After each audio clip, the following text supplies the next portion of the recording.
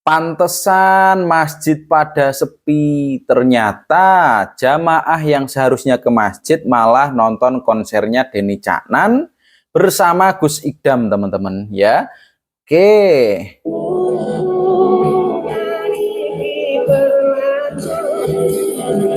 Ini jamaahnya banyak banget ya. Jamaahnya Gus Idam banyak banget sehingga membuat masjidnya pada sepi.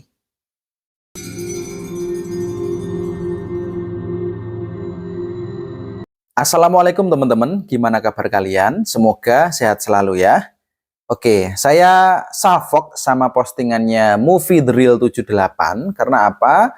Tulisannya sih di sini momen epic ya. Di sini tulisannya momen epic, yaitu Gus Idam nonton Denny Caknan ini berdiri di bawah panggung, sedangkan Ning Nila, yaitu istrinya Gus Idam, ini bersama Bella Bonita menikmati lagu Sinarengan yang dibawakan oleh Denny Caknan, dan mereka juga sambil santai gitu ya. Dan ternyata ini yang membuat masjid-masjid ini pada sepi. Ini yang dikatakan Surya Sigit ya. Pantesan masjid pada sepi. Apa iya? Karena Gus Idam mengadakan konsernya Denny Caknan, lalu masjid-masjid pada sepi. Ngotak nggak sih? Ngotak nggak sih teman-teman? Gini teman-teman ya, bagi kalian atau Surya Sigit ini, kalian orang-orang seperti ini harusnya mikir, apakah di jam setelah sholat Isya sampai jam 12 malam itu memang harus ada di masjid? Enggak, karena masjid itu tempat ibadah dan ibadahnya di jam-jam tertentu teman-teman ya. Sholat Isya itu juga ada waktunya, sholat maghrib ada waktunya. Enggak selalu orang-orang ini berkumpul di masjid teman-teman. Dan komentar seperti ini sudah jelas, mereka-mereka ini sebenarnya ini enggak menyukai Gus Idam. Tanpa mereka tahu apa sih tujuannya Gus Idam, tanpa mereka mau mengerti apa yang diinginkan oleh Gus Idam. Akhirnya mereka membuat komentar-komentar yang menggiring opini agar orang-orang ini juga ikut untuk mengkritik Gus Idam.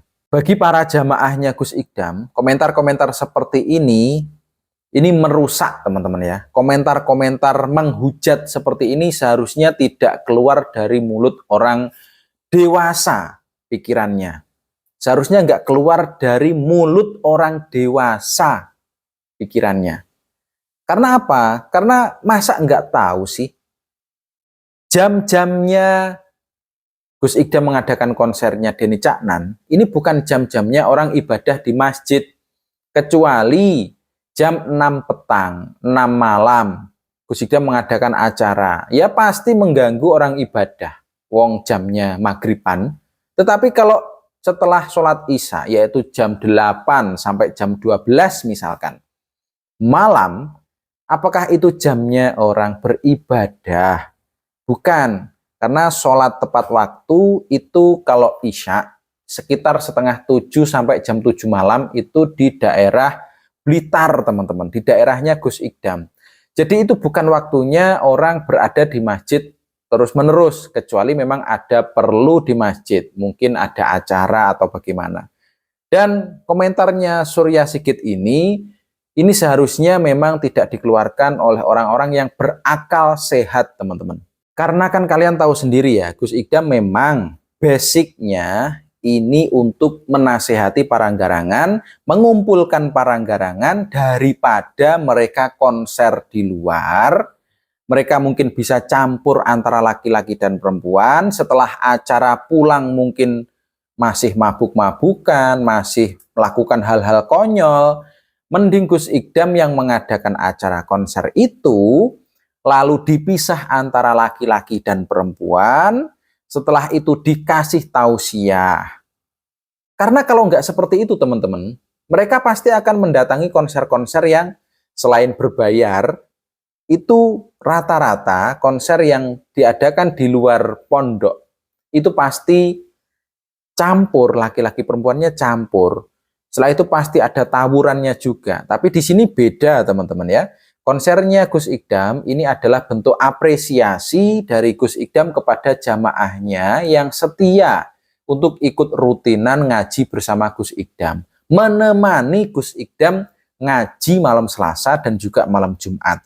Akhirnya dikasihlah oleh Gus Idam apresiasi bagi mereka, yaitu diadakan konser. Tapi meskipun seperti itu ya teman-teman ya, konsernya itu menutup aurat juga. Yang menjadi pengisi acara itu menutup aurat. Jamaahnya atau penontonnya dipisah laki-laki dan perempuan. Tidak ada tawuran di sana. Masih dikasih tausiah.